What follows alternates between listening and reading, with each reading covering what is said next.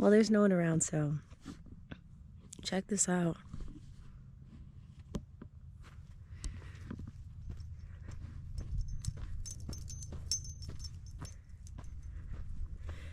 There are bears up here, so I'm gonna keep this one short.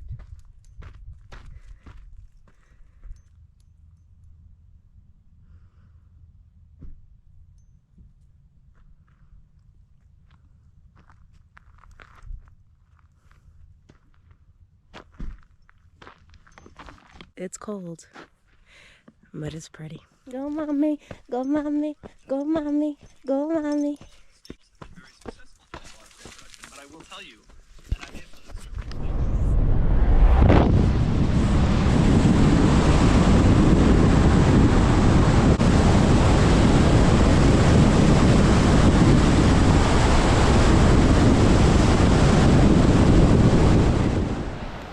Today I'm attempting my second hike. The first one was about a little under 7 miles and it was pretty crowded and mainstream. So I would say today is my first attempt at doing a real hike in Glacier National Park. I clearly overdress for now since it's like peak sunlight and warmth of the day. So I've got on layers for days and I wore 2 pants, sweatpants and sweatshirt. But this is the view. The sun is out and there's snow up there, so that's where we're headed. This is Saye Pass Trail. So chances are it will get colder out. I'm kind of eyeballing and scanning for bears because I am scared. And there aren't, I think we saw 2 cars heading into the park during this time of year. There's no one out here, but I will try to capture some shots along the way. I can at least promise you 5 scenic views, excluding these, but we'll see what else we come across in the next 5 hours.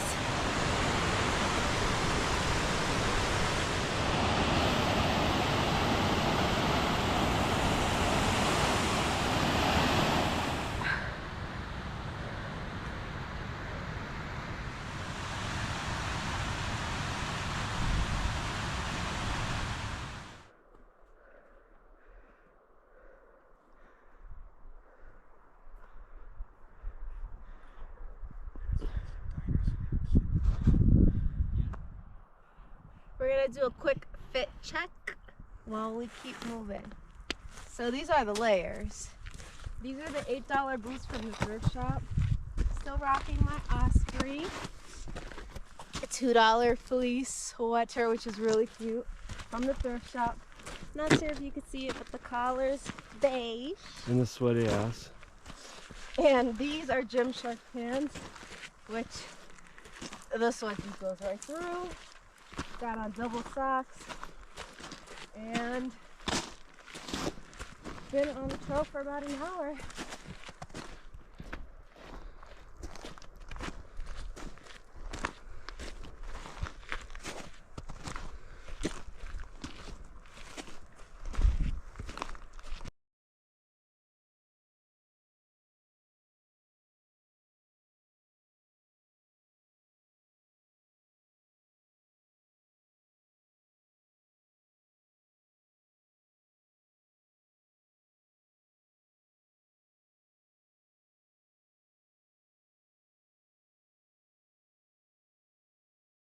as a young kid,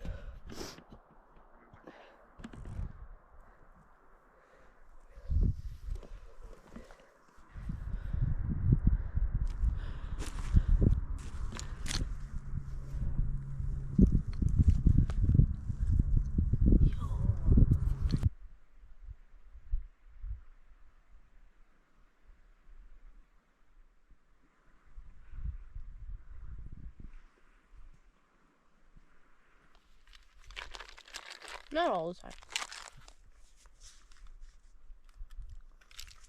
Time to have a snack. But this isn't just your ordinary snacking. This is a trail mix made by Lana. It's got cranberries, almonds, cashews, M&Ms, sunflower seeds. Some of these things, I don't know what it is, but they're good. And in the heat, they melt. So then it's just a chocolate and like 8 peanuts around it. And it's a big cluster, and I love it. Chocolate covered peanut? No, not peanut.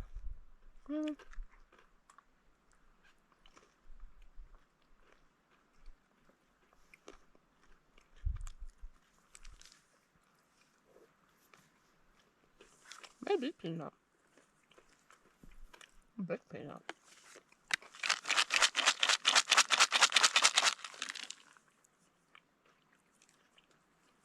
All right, last handful. Gotta go.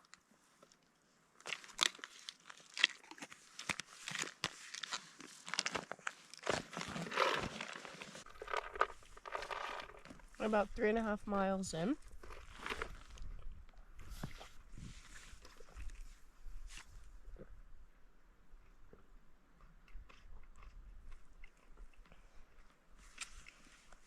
We've got about 2 more miles to the peak. And then it's gonna be a loop around and back down, which should be interesting. I had to get one of these yesterday because there were too many stories and warnings and signs and road closures due to the grizzlies. Never had one of these. I just had my horn. But this is a safety clip. You slide it back like that, and then you just shh. This empties in about 7 seconds, so you don't want to hold for too long. 7 seconds meaning 7, and then you probably let go, release, and you can spray more. It says on the directions to aim for their face.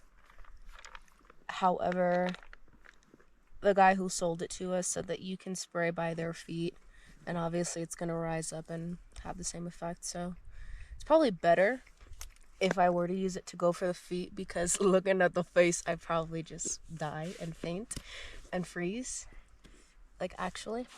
Oh. It's midday, and I don't like hiking in the dark. Like, I really don't.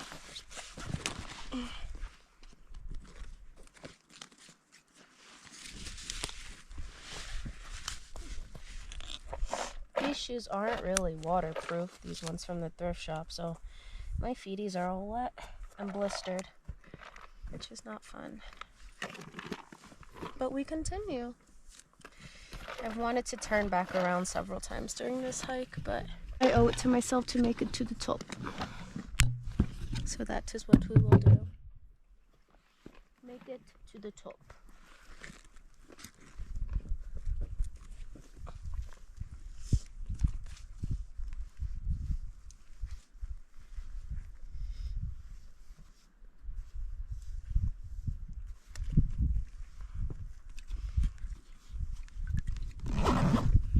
Catch you in a spiffy. That's not a saying, but I say it.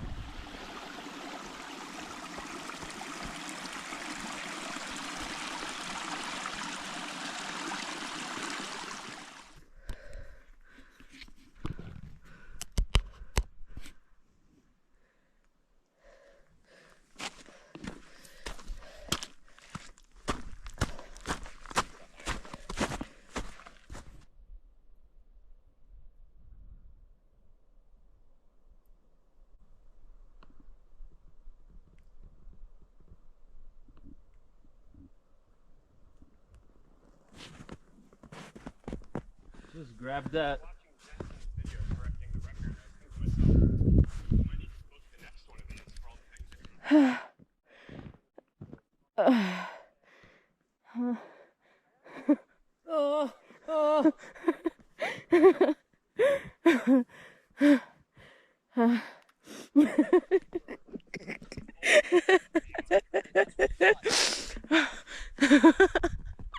Okay.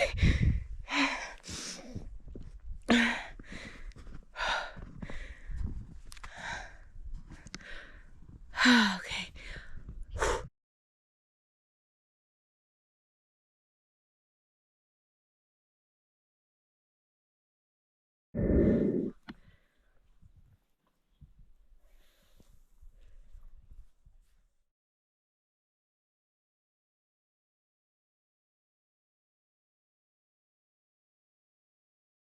I can't take all the credit for this.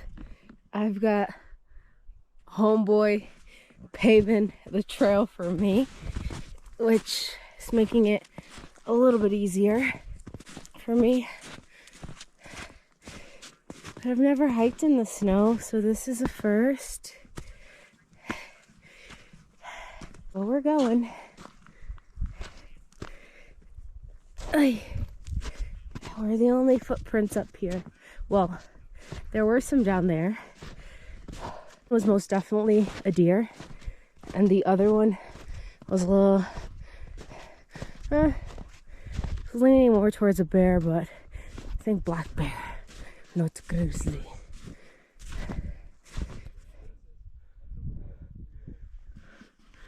I'm starting to freak out. We're almost at the top. We're cutting it. We're going up this. I'll check in later. I'm freaking out. This is getting darker.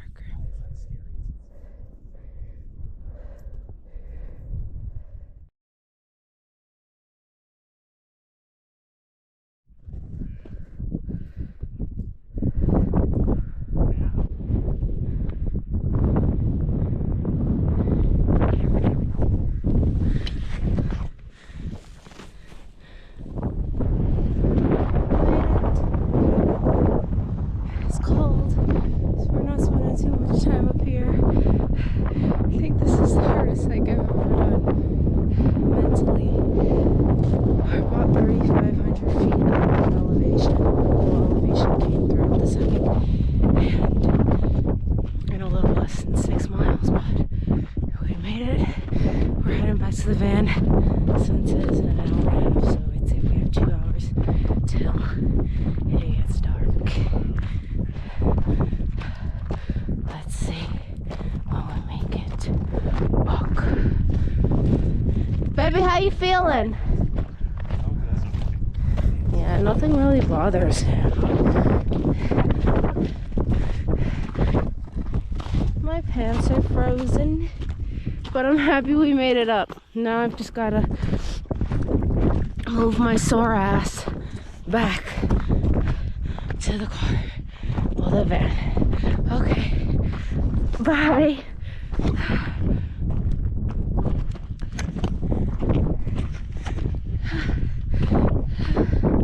All right, bye.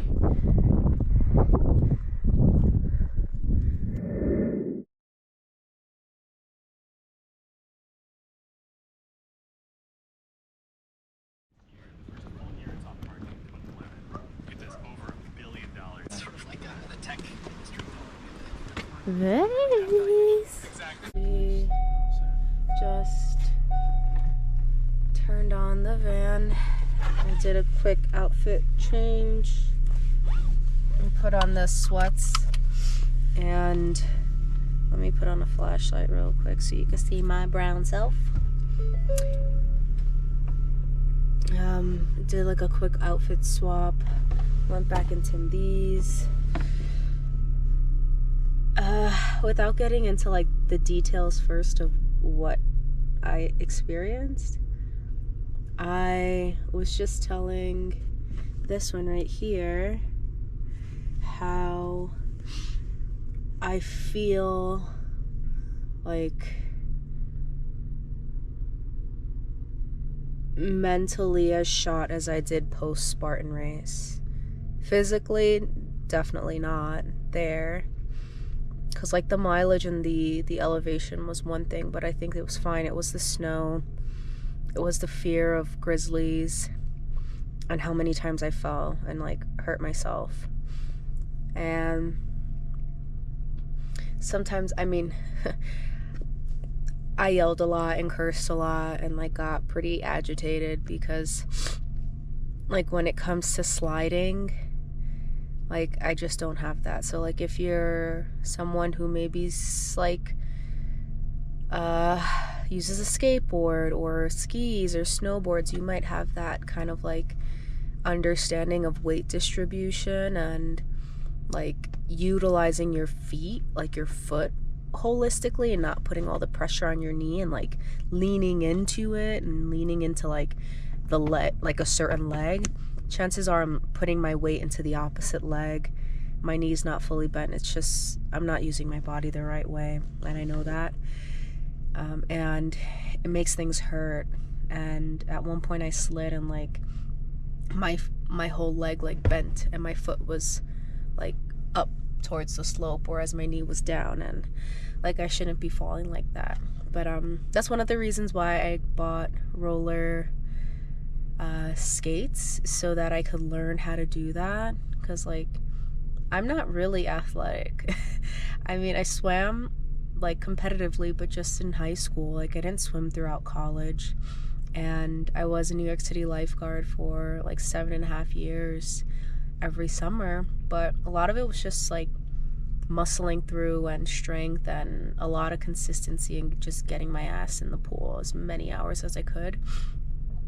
But he's pushed me a lot to do things that I normally would not, and I'm grateful for that, but it's hard to keep up with him, and I have to like remind myself that I can't keep his pace, and if I try to speed up I fall, which happened many times today. But that was a lot of complaining, and just now when he asked me like what did I think, I was like, he's like, you have fun today? I'm like, no. I'm like, it was beautiful, but it was like really hard for me mentally, and like I feel like I just fought. And I guess some people like things like that and that feeling, but I don't know, I don't all the time. Looking back at it, I'm happy I did it. I was petrified. To say that we just like got back to the van at 7:50 long after sunset, well after sunset, and we had our bear spray and we were on high alert. We clocked in how many miles would you say? 11? Yes, I would say 11 to 12 miles. I know when we got to the peak, which was one of the most gorgeous views I have ever seen to date, and like we saw 2 people on the way up. That was the only car we saw in the park. It's like ghost land around here this time of year. And the 2 people turned around about 30-40 minutes in because of the snow, and we managed to pass them and then basically trek our way up to the peak in the snow, and deep snow. Snow was up to our knees, and it was a lot. It was a lot. But top of the peak was about, the last time I checked, close to 3,400 feet in elevation, and layering on the snow and the ice and the cold, it's definitely within the Badlands territory for me as far as difficulty goes. But we're driving out the park. I will try to save some battery just because I want to capture some of the things that we saw on our way in, just so you can see that. I mean, obviously now it's 8:15 p.m., but King is crying because Zizi took his spot. He is fine. No one was here during the day. They didn't even check for our park pass when we entered in earlier. Again, we only saw that one car. Same spiel yesterday. No hikers at all yesterday. And today was actually warmer. But yeah, we're also near a reservation, like an Indian reservation, so it's like it's nearby, and we're by the east entrance to Glacier National Park. So what I think is important is there's 2 entrances to the park. There's a few more, but the main ones are west and east.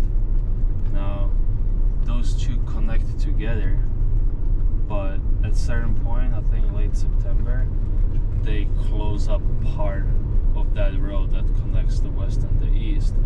So whatever you want to do, you have to count on either walking a long way, like talking a lot of miles down this highway, or you have to go all the way around, which again, that might be like an hour and a half, 2 hour drive just to go all the way around the park.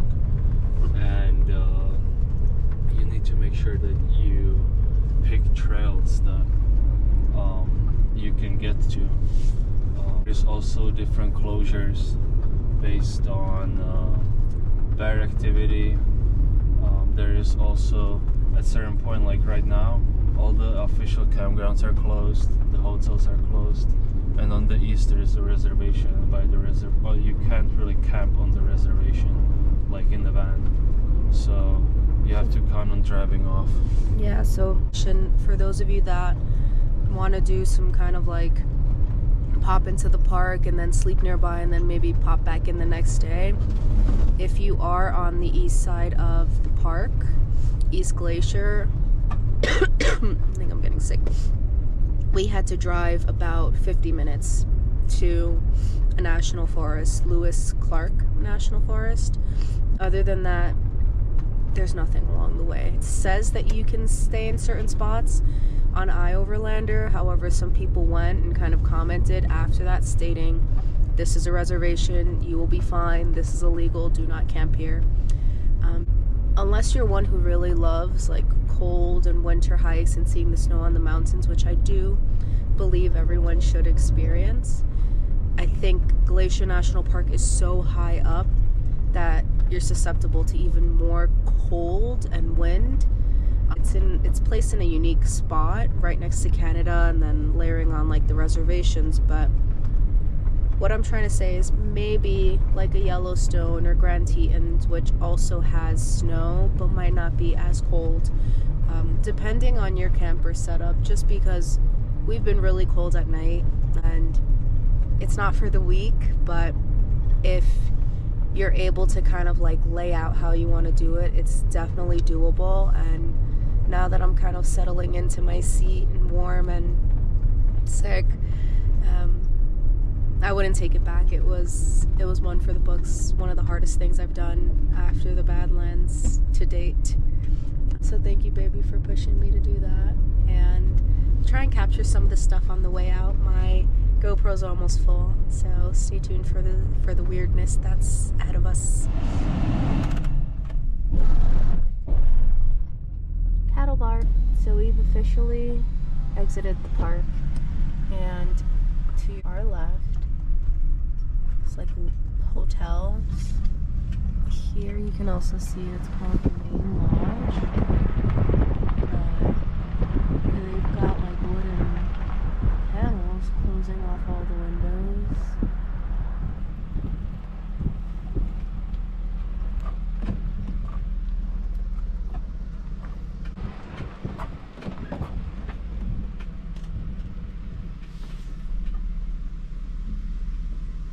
Yeah, it's like no one's closed.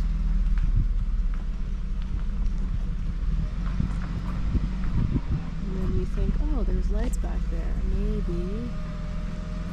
I mean, even next to this, there's a gas station which is still functioning. However, there's like a sporting goods shop right next to it that's also closed.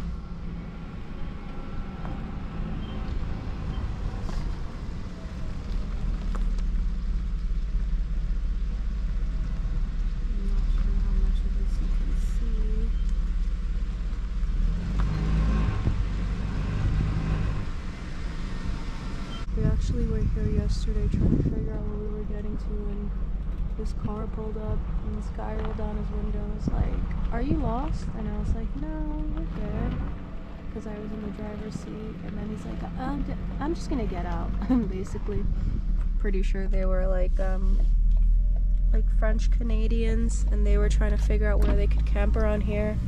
And a lot of people drive up to this lodge thinking that they can stay here, just to find that it is closed.